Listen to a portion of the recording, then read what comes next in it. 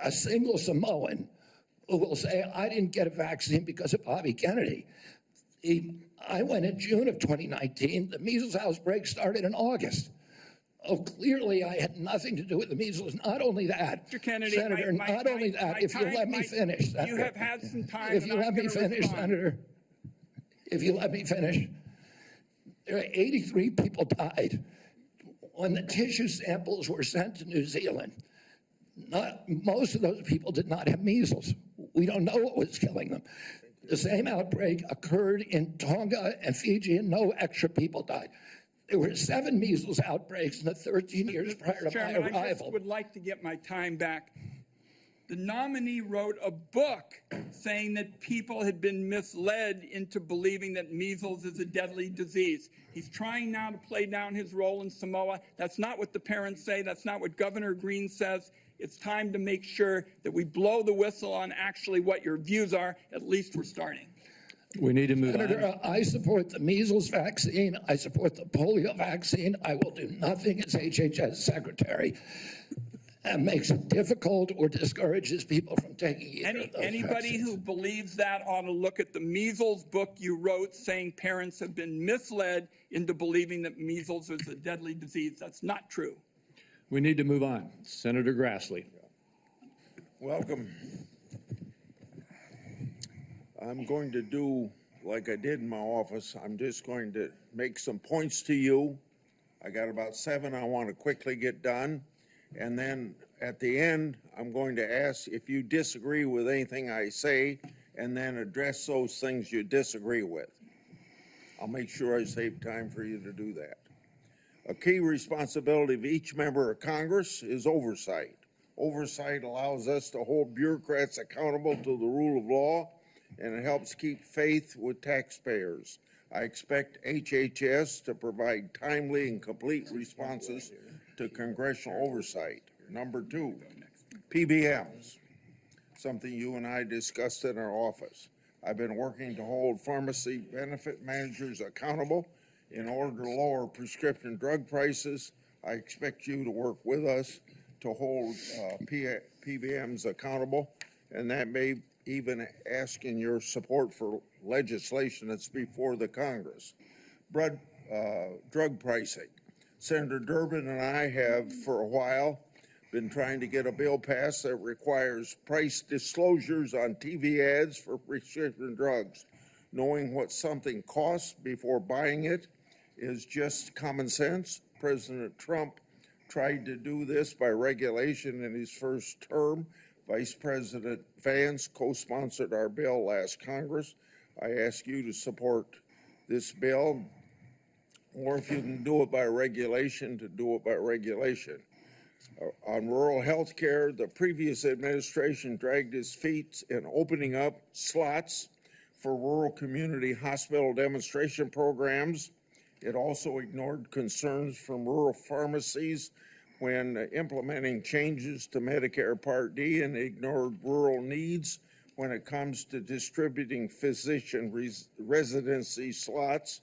I expect you to prioritize rural Americans' health care needs. On agriculture, in our meeting earlier this month, we talked at length about agriculture. You prefaced the conversation by saying you will not have jurisdiction over these issues. I expect you to leave agricultural practice regulations to the proper agencies, and for the most part, that's USDA and EPA. On dietary guidelines, I've sent letters to the Secretaries of Agriculture at HHS requesting that they provide information regarding conflicts of interest on the Dietary Guideline Advisory Committee to increase transparency. I expect you to provide Congress with confidential financial disclosures from the advisory committee before finalizing dietary guidelines, so we know that nobody has a vested interest in it, is having undue influence. Lastly, HHS, Office of Refugee Resettlement Oversight.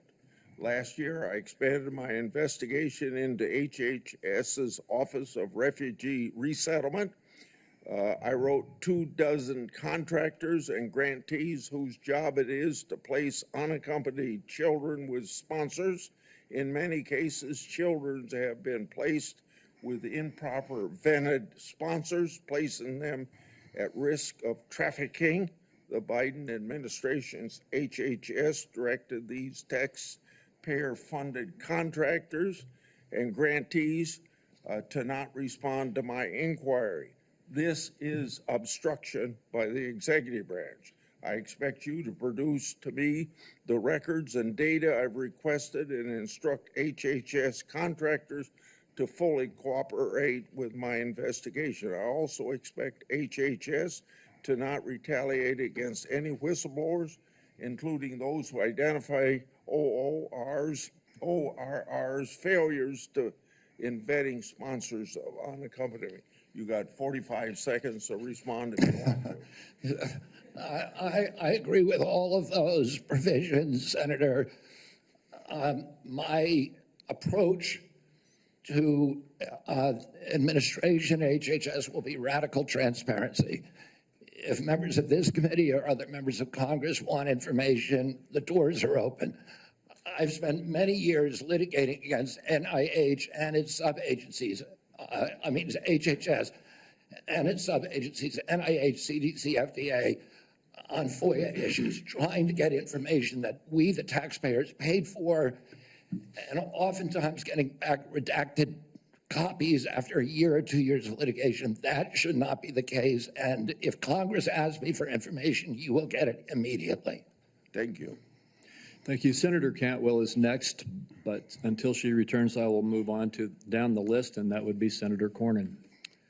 Mr. Kennedy, welcome to you and your family, and congratulations. I appreciate Senator Grassley raising the issue of the Office of Refugee Resettlement within the auspices of Health and Human Services. I think this may surprise people, but that's actually the responsibility of HHS, the Office of Resettlement Relocation.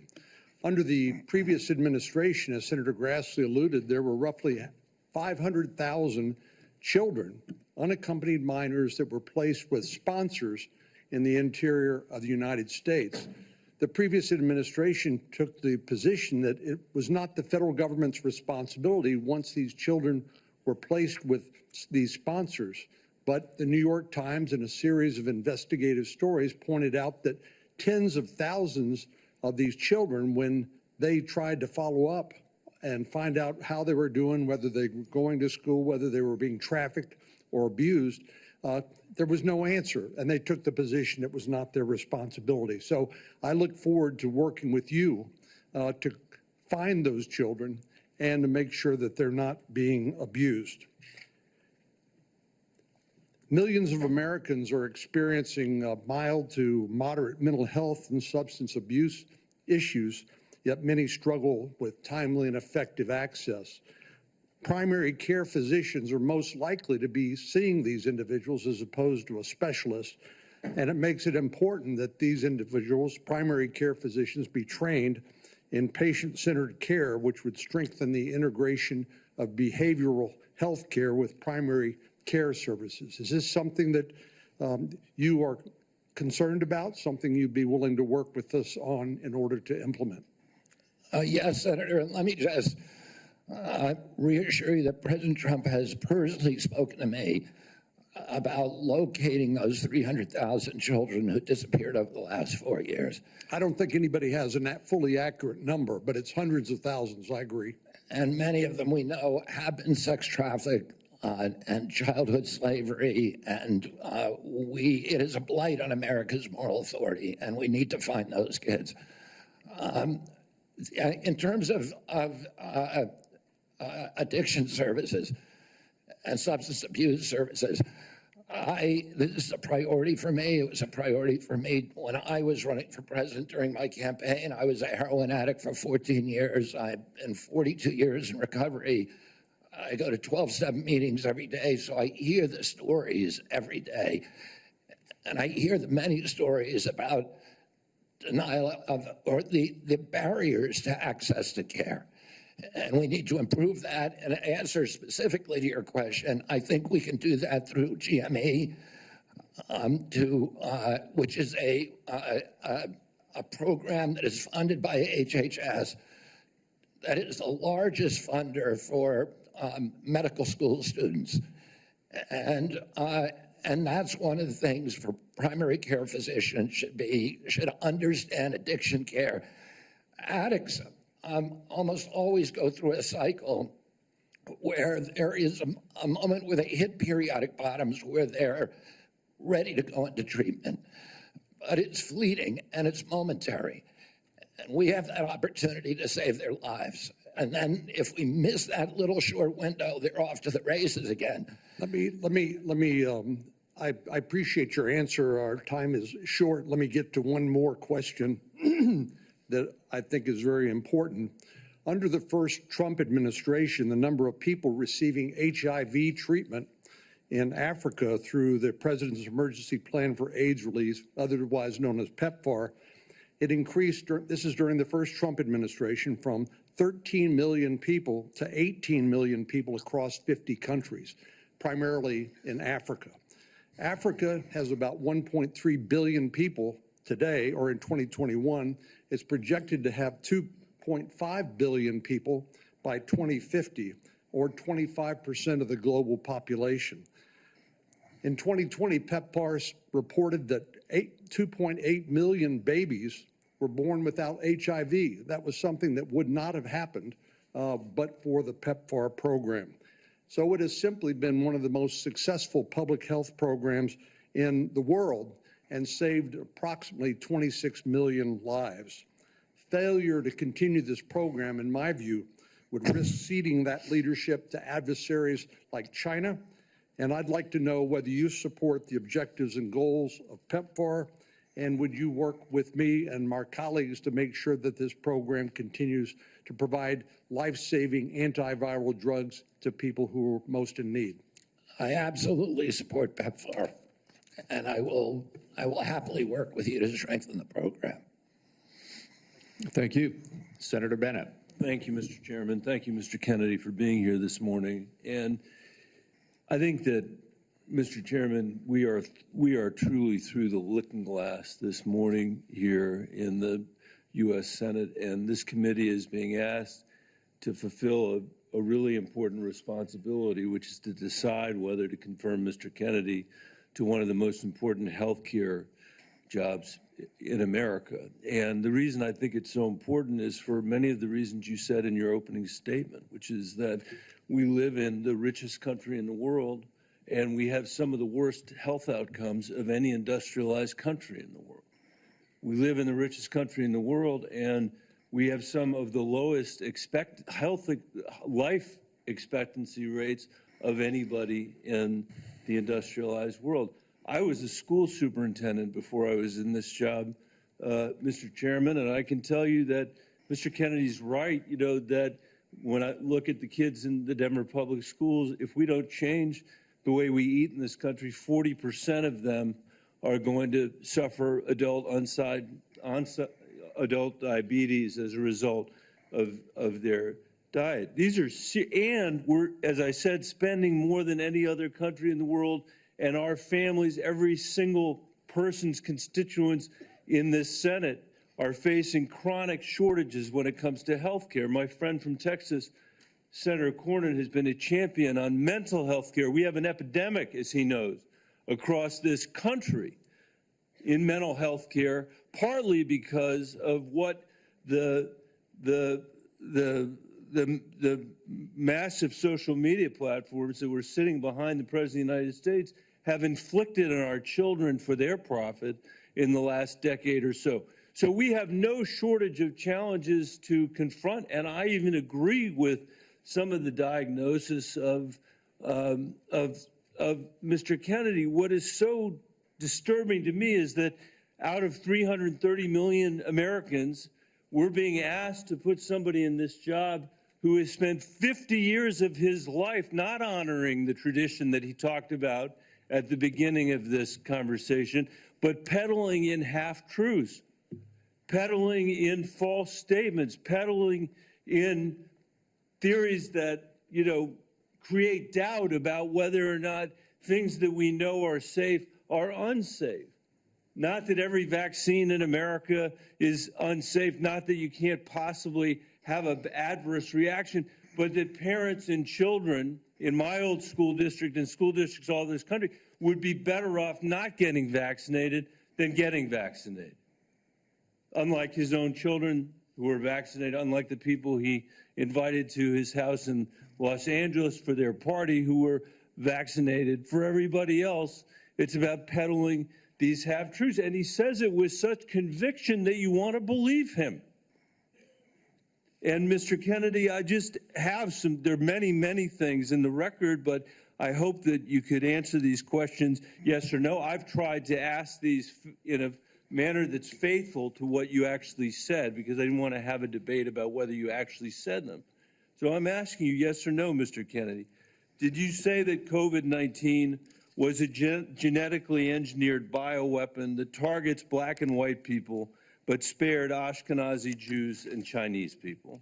I didn't say it was deliberately targeted. I just quoted an NIH-funded and NIH published study. Did you say that it targets black and white people but spared Ashkenazi Jews? I quoted and a study, Your Honor. I quoted an NIH study that showed that I'll take that as a certain yes. races I have are to move on, disproportionately. I have to move on. Did you say that Lyme disease is highly likely a materially engineered bioweapon? I made sure I put in the highly likely. Did you say Lyme disease is a highly likely militarily engineered bioweapon? I probably did say that. Did you say that? And that's what the developer of I Lyme want all disease of our said. colleagues to hear it, Mr. Kennedy. I want them to hear it. You said yes. Did you say that exposure to pesticides causes children to become transgender? No, I never said that. Okay, I have the record that I'll give to the chairman, and he can make his judgment about what you said. Did you write in your book, and it's undeniable, that African AIDS is an entirely different disease from Western AIDS? Yes or no, Mr. Kennedy? I'm not sure if I made that. Okay, I'll give it to the chairman, Mr. Kennedy. And my final question, did you say on a podcast, and I quote, "I wouldn't leave abortion, to the states. My belief is we should leave it to the woman. We shouldn't have the government involved, even if it's full term." Did you say that, Mr. Kennedy? Senator, I believe that every abortion is a tragedy. Did you say it, Mr. Kennedy? This believe- matters. It doesn't matter what you come here and say that isn't true, that's not reflective of what you really believe, that you haven't said over decade after decade after decade, because unlike other jobs we're confirming around this place, this is a job where it is life and death for the kids that I used to work for in the Denver public schools and for families all over this country that are suffering from living in the richest country of the world that can't deliver basic health care and basic mental health care to them. It's too important for the games that you're playing, Mr. Kennedy.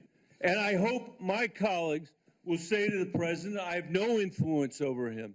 I hope my colleagues will say to the president, out of 330 million Americans, we can do better than this. Thank you. We need to move on. Senator Cassidy. Mr. Kennedy, President Trump has sworn to protect Medicare. Republicans are exploring reforms to Medicaid that could help pay for Trump administration priorities. With this context, what will you do about dual eligibles? About, Dual eligibles. well, dual eligibles are not right now served very well into the system. Those are people who are eligible for both Medicaid and Medicare.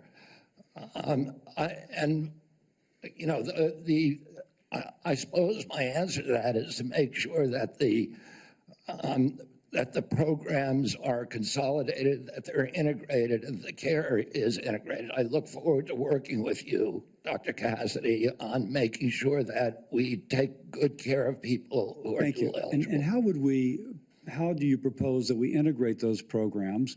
Does Medicare pay more, Medicare pay less, Medicaid pay more, Medicaid pay less? How do we do that? Well, I'm not exactly sure because I'm not in there. I mean, it is difficult to integrate them because Medicare is under fee-for-service. It's paid for by employer taxes. Medicaid is fully paid for by the federal government, and it's not fee-for-service. So I do not know the answer to that. I look forward to exploring options with you. Republicans, again, are looking at ways to potentially reform Medicaid to help, pay for President Trump's priorities, but to improve outcomes. What thoughts do you have regarding Medicaid reform? Well, Medicaid is not working for Americans, and it's specifically not working for the target population. Most Americans, like myself, I'm on Medicare Advantage, and I'm very happy with it. Most people who are on Medicaid are not happy. The premiums are too high. The deductibles are too high. The networks are narrow. The best doctors will not accept it in the best hospitals. And particularly, Medicaid was originally designed for a target population of the poorest Americans. It's now been dramatically expanded. And the irony of the expansion is that the poorest Americans are now being robbed. Their services have dramatically decreased, even though we've increased the price of Medicare by 60% over the last 4 years. The target population is being robbed. With that figure said, out other options. Obviously, you've thought about that, and I appreciate that. What reforms do you recommend, again, that would improve services, I suppose, but also make it more cost efficient? Well, President Trump has given me the charge of improving quality of care and lowering the price of care for all Americans. There are many things that we can do. I mean, what we want to, the ultimate outcome, I think, is to increase transparency, to increase accountability, and to transition to a value-based system rather than a fee-based system, So rather than a service-based on system. Medicaid in particular, can you just kind of take those kind of general principles and apply it to the Medicaid program?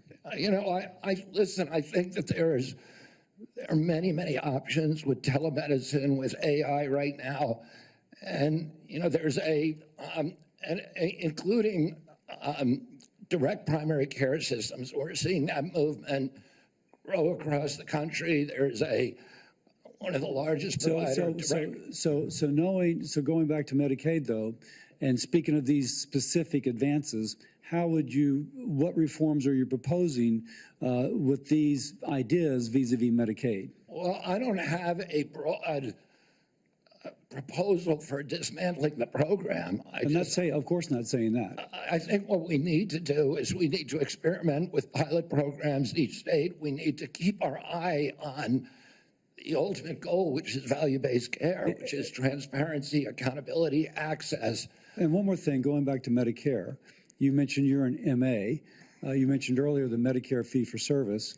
Do you have any kind of thoughts as to whether or not patients on fee-for-service should move into MA, or how should we handle that?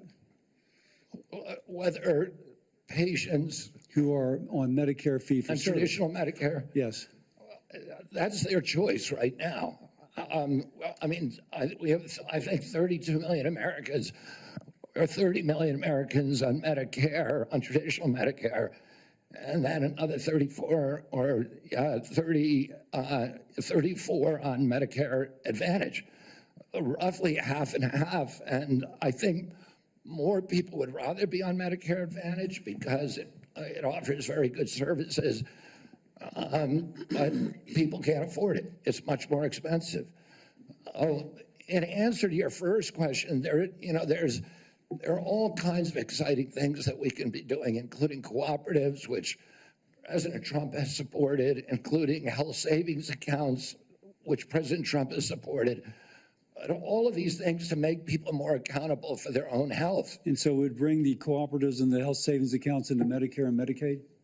Exactly. We try to increase those, the use of those, and to direct primary care, to to continue to transition into a value-based program that is private. Americans don't, by and large, do not like the Affordable Care Act. People are on it. They don't like Medicaid. They like Medicare. And they like private insurance. We need to listen to what they would prefer to be on private insurance. Most Americans, if they can afford to be, will be on private insurance. We need to figure out ways to improve care, particularly for elderly, for veterans, for the poor in this country. And Medicaid, the current model is not doing that. I would ask, any of the Democrats who are chuckling just now, do you think all that money, the $900 billion that we're sending to Medicaid every year, has made Americans healthy? Do we think it's working for anybody? Are the premiums low enough? We do need to move on. Senator Warner. Well, I got to tell you, for literally hundreds of thousands of Virginians, Medicaid is what prevents them from health crises on a daily and weekly basis. And some imaginary new plan, and if there was a new plan that was to be the basis of what Trump was going to do when repealing Obamacare, I would have thought by now we'd have seen it. I got to tell you, listen, Senator, can I reply to excuse that? me, Senator, Mr. Kennedy, I got questions. I appreciate our visit. I know you take your views seriously, and I don't reflexively vote. I voted for 4 of President Trump's nominees already. Got a lot of grief from folks on this panel. But I got to tell you, I saw an email that you put out Monday night, or your campaign did, in a fundraising email. Your presidential campaign celebrated that the freeze on all new regulations, guidance, and announcements is a way to protect unelected bureaucrats from further undermining our health freedom. Then you ask your donors to help pay for your campaign debt. Did your campaign and you put out that? I don't think my campaign exists anymore. All right, well, listen, I got to tell you this. Somebody's out there soliciting money for it. Maybe you ought to find out who is. So the fact that you celebrate this freeze, do you think that was a good idea to put all of this on hold for 90 days, funding and any kind of further work, NIH research?